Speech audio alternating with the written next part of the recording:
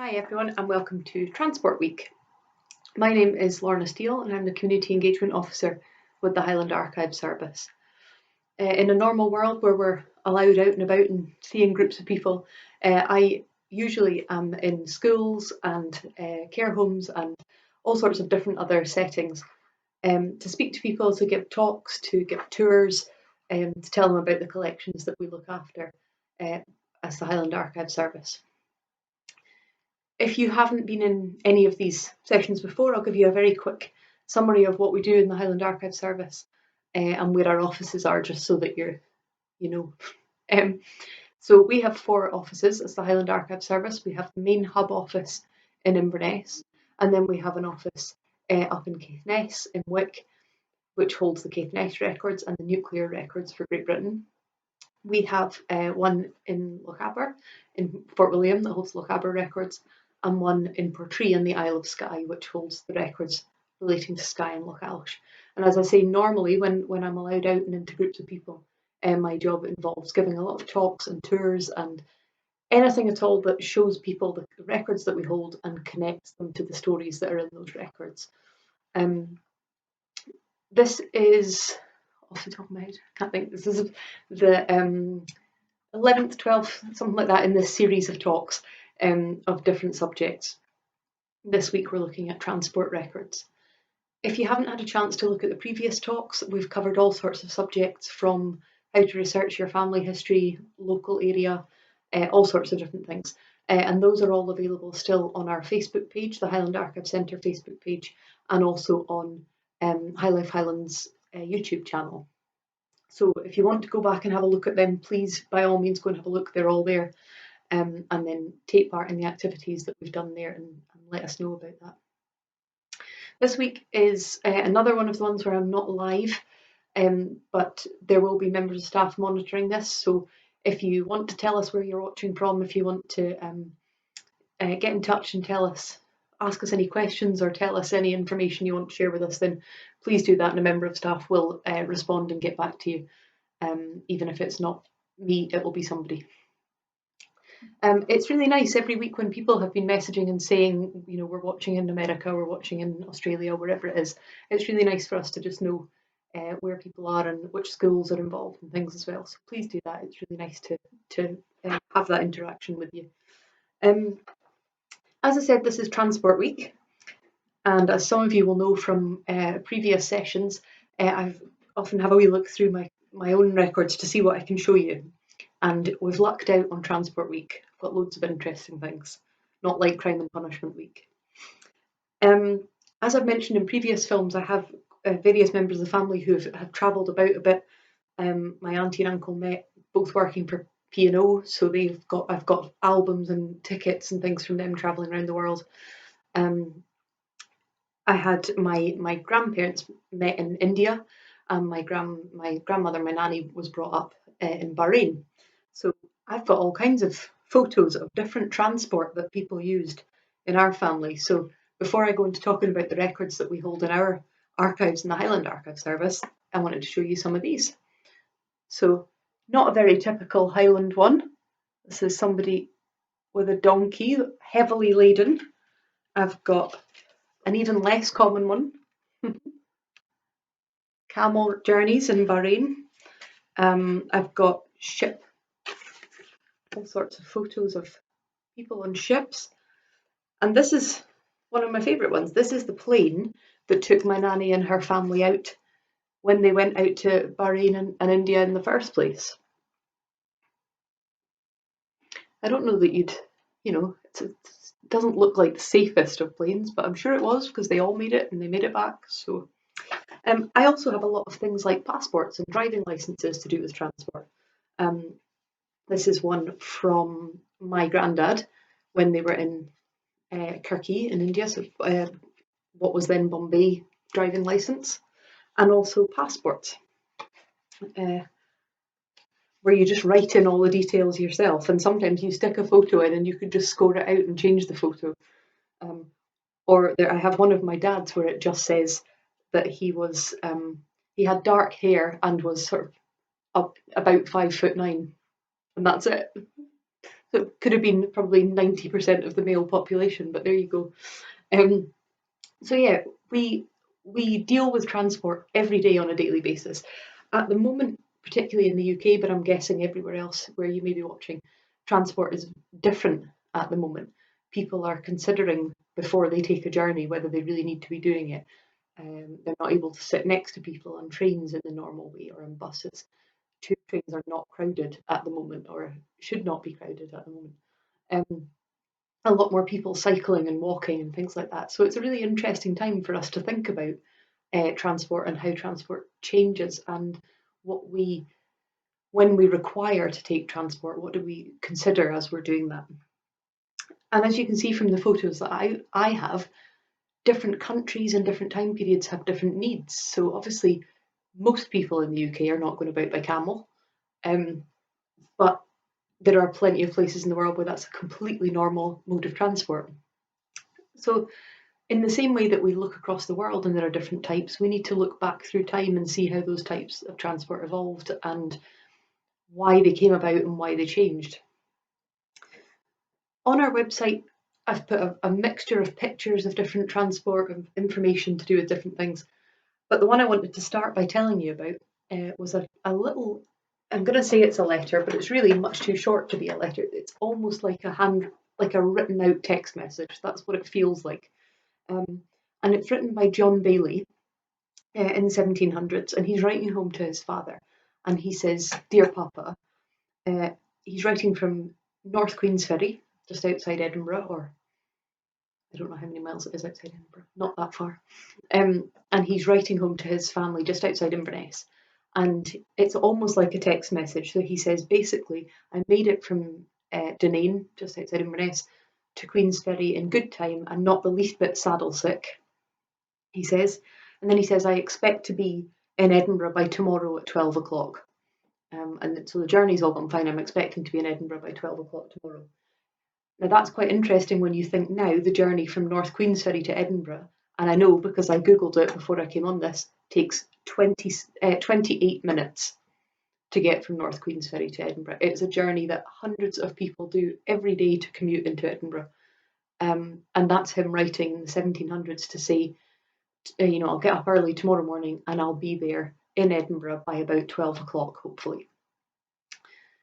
So when you think how much effort and time and cost that journey would have taken, it makes you think about the reasons people went. People didn't commute to Edinburgh. People didn't go to Edinburgh for their, to buy a new top, in the same way that we do now. So a journey would have to be considered. It would have to be thought out. You would decide if it was worth doing, if it was worth the cost, the time, and therefore travels becomes the remit of the people who can afford it.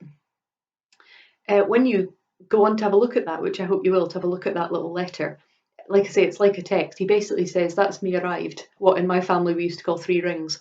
So it basically just, we're here. I don't need to chat any further. His letter says, I've got no room to write anything else, but I'm here safe. And I just like the thought of that, of just someone sending their dad a wee text saying, that's me here safely. So yeah, it makes you think about journeys and types of journeys. And so what I thought I would do for this talk is just run through some of the types of transport that we have records for, and get you thinking about that. And if you're watching as a child, a young person, a school group, then to also think about transport of the past, but also transport of the future, and what do you think that will look like? And when I first started thinking about this, it didn't, I was thinking kids are going to come up with things like space travel and hover suits and all sorts of things. But actually now it might be that transport does look very different in the immediate future. That people won't do things that they took for granted not that long ago, or that if they do, it will be done very differently. So things to think about. So one of the modes of transport I wanted to talk about a little bit was trains.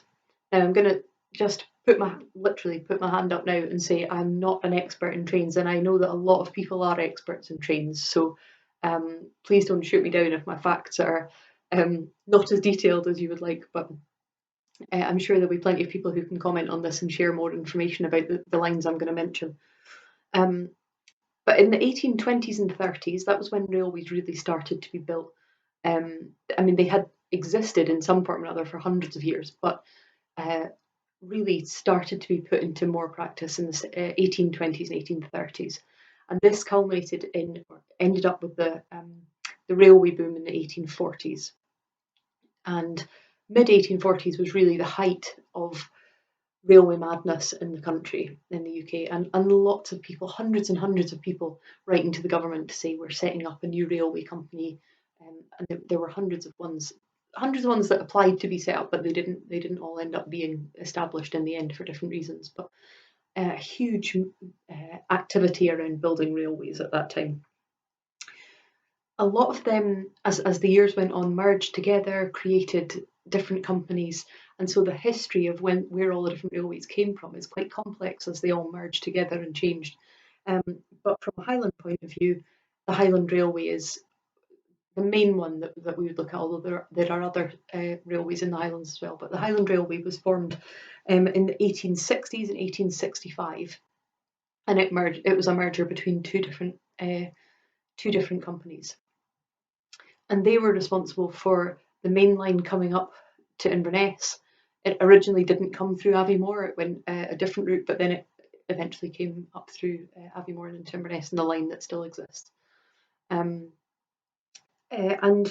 we have a number of collections to do with the Highland Railway in our collections, including the Highland Railway Society, who are the most knowledgeable body of people on this subject.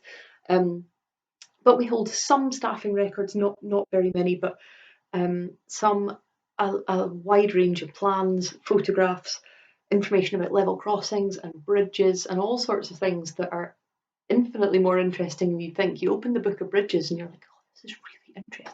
Every bridge on the railway described in detail, and if it's got a crossing over it, and if it's got a car transport over it and things like that. So that's one of the sets of records that we have for there. And as I said, a lot of people are really passionate about railways, and one person who was, and I've mentioned him in passing in these talks before, was a wee boy called Malcolm Blaine. We hold some diaries of Malcolm's from the early 1900s, about 1900 to 1905, somewhere around there, when he was somewhere between 9 and 13, around about that age. And all his diaries, he lived in Kent, in Broadstairs, and also up in Nairn. They had a holiday house, and so his diaries always include references to trains. We have about 7 of his diaries from when he was a schoolboy, and he frequently writes about every train stop all the way up. We stopped here. This is what time we pulled into Kingussie. This is what time we pulled out. We arrived in Nairn on time. This is what happened, and all the diagrams of the train line. So those of you who absolutely love railways, and my mum is one of those people, so I know you're out there loving railways. Malcolm was one of them, and his diaries are amazing and full of stories about railway journeys. Another person that we have in our records who loved railways was somebody called Clive Davenport, and we hold his records, and they were things gathered from stations all over the Highlands. A lot of different information about the kind of goods that went through each station, things like that. So again, if anyone wants to know what's in those collections, please do just drop us an email or comment on our Facebook page, and we'll be able to let you know what's in those collections. So that's an overview of some of the train things we have, and there's an absolutely cracking photo up on our website of a train going over the Culloden Viaduct. Every time we put this up on Facebook or share this picture anywhere, everybody loves it. So do go and have a look at that. It's a really lovely picture. There's some pictures up there of boats as well. And we hold all sorts of records to do with boats in our collections. Some are to do with international journeys, so we hold a lot of letters from people who have travelled overseas, whether that's comparatively recently or 100 years ago. Letters from people who've emigrated from the Highlands and are writing home about their experiences of the travel, of seasickness, of people dying on the voyage, of it taking 6 months to get to Jamaica or wherever it might be. There's a great letter written from the Isle of Nevis back ships getting blown aside in storms and things. And of course, a lot of people used the ships were the source of getting letters home. So a lot of letters came backwards and forwards on those ships. They were called packets at the time. And every time I think about that, and I know how many of our letters have come by a ship from another country, then I start to think about all of those ones that didn't survive. So a good number of ships must have sunk. A lot of letters will be missed, and quite a lot of the letters it says, "I tried to write to you before, but I guess the ship has sunk because the letter hasn't made it to you." So transport was not just for people and not just for goods. It was the form of communication as well, whether that was postal horse and carriages coming up and down the country, or whether that was ships going across to the colonies or whatever it was. So transport was all sorts of different things for people. So some of those letters really powerfully describe the journey and how scary it was, or as I say, people losing their life on the voyage because the voyage was so long. And if an illness broke out, as we've seen at the moment, if an illness breaks out in a contained space and on a cruise ship or a passenger ship, then that can lead to all sorts of problems. And we see that in our letters as well. Another information we have about boats, folder we have, a document we have, is to do with the Meikle Ferry disaster, which was a sinking of a ship in the 1800s off Meikle Ferry, just near on the Sutherland border. And that's a very, very interesting story about a ship that sank. It was overloaded, and a lot of the people on the ship lost their lives. But the community gathered together a huge amount of money to support the people who had been left behind. So that's another example of transport records. One of my favourite collections, and I'm aware I say that every week, but it's a really good collection that we hold, the records of the Caledonian Canal. So anyone who lives in and around the Highlands will know of it, and I'm sure others will as well. But this is the canal that cuts from Inverness down to Fort William, or just near Fort William at Corpach, and pretty much cuts the country in half. You can see a very clear line where the Caledonian Canal goes. And we hold the official records of the Caledonian Canal. And they include drawings and plans and reports and a huge number of amazing pictures from that collection as well. It was built one of the main reasons it was built was to stop immigration from the Highlands. So it was there were so many people leaving the Highlands in the late 1700s and early 1800s, which we'll come on to talk about in Clearances Week. But so many people leaving that they were trying to find work to keep people in jobs to stay in the Highlands.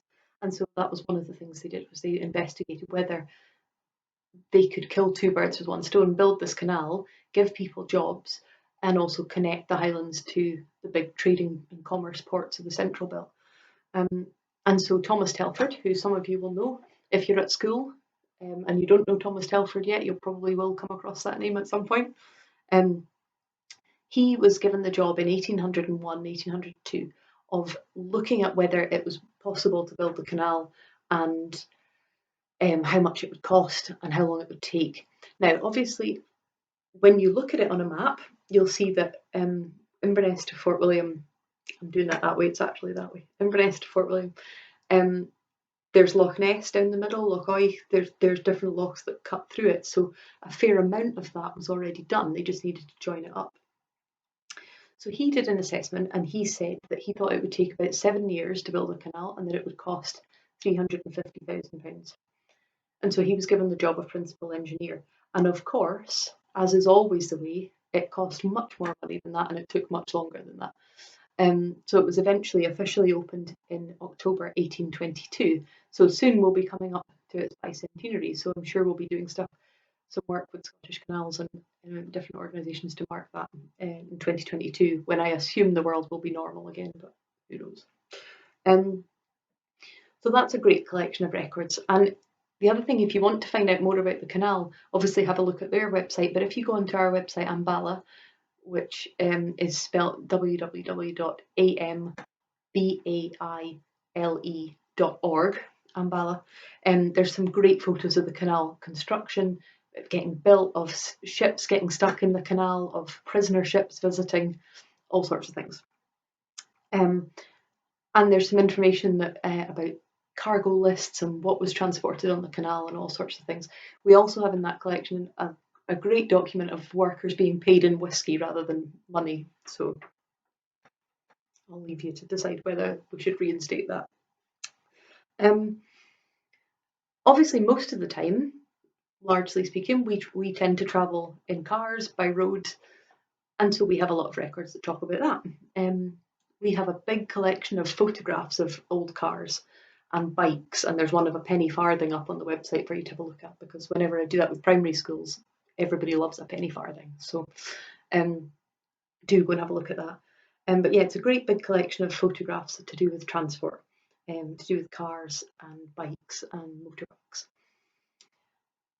Cars obviously grew and grew in popularity, and we've got the car registers in our records as well. Those that survive, some of them don't survive.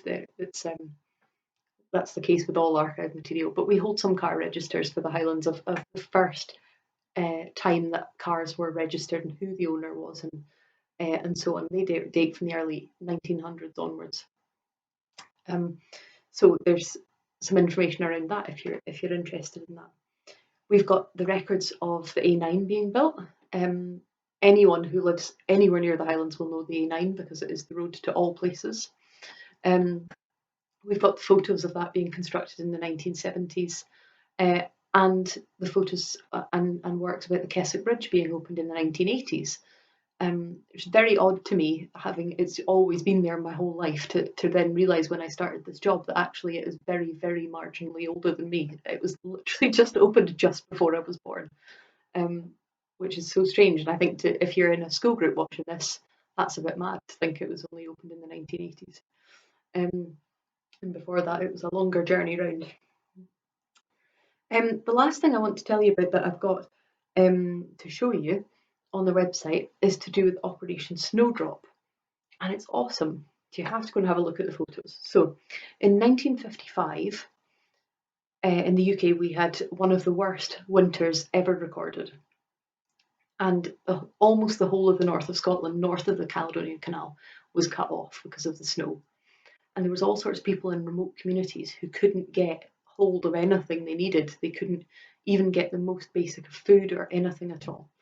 And so the Navy were drafted in and the Air Force were drafted in to drop supplies to people in Scotland through the snow. And if you go and have a wee look on our website, you'll see some pictures from our archives up in Wick of bundles of things being dropped to people. And one of the things they had to do was move livestock. And so there's some pictures on there of sheep getting put into, can't think what the word would be, but put into lifted in a sort of cradle thing, carried by helicopter and flown over and then dropped, and then go back and get the next bundle of sheep. And so there's some pictures there of sheep getting loaded into helicopters for you to have a look at. So that's a bit mad. I think, trying to think, we probably haven't had a winter anywhere near like that for a while. But certainly I hope when we have a winter like that, people will be lifted by helicopter outside my window. That's what I'm hoping for. I don't know why I'm looking, it's delightful weather today. So that's just some information about some of the records that we hold to do with transport. We also hold the logbooks for when there was an airport at the Longman. We hold, as I say, diaries of people going on holiday to Egypt in the early 1900s, to some amazing stories of letters of people travelling around Italy in the 1800s, all sorts of different things. It's talking about experiences of travel and transport and how long it took to get places and the thought process that would have to go into whether it was worth making that journey. Because it's also worth remembering that there was the likes of the Grand Tour and people visiting Italy and things was still going on. So there certainly were plenty of people travelling to the East India Company and things like that. But that sort of day-to-day travel that we take for granted was not so much of a thing. So do go and have a look at the website. As I say, there's lots of photos up there. Do go and have a look at Ambala, because there's certainly a lot of photos on there that are of interest. Um, there are activities on the website, as there always are. There's some acrostic poems, which would be awesome if someone wants to do some of those, where you write the word down the side and then write a poem across using the capital letters. I would like to see someone do a diary of future transport. Um, as I said, I thought it would be things like space travel and science fiction and things, but I think actually it would be interesting enough to genuinely look at what transport is going to look like in the near future, because it's going to be very, very different. um, there's word searches, as always. There's a little bit of a transcription for you to do. So I've put up that letter from John Bailey writing back to his dad, but I haven't put a typed copy up to see if you can read it and write it out. There are all sorts of ideas for other things. One of the things I would have done if I was still at school is pick an inventor, someone like Thomas Telford, and do a project on him, as much as you can find out about what he contributed to the Highlands and to transport and to the way things are now. So I hope you can do one or all of those things. Do let us know. The hashtag is HLHLearn with Lorna. If you could share it, that would be amazing. Next week we'll be looking at clearances, and that will take us into, certainly in Scotland, will take us into the school holidays. So I'll look forward to seeing you next week, and take care of yourselves.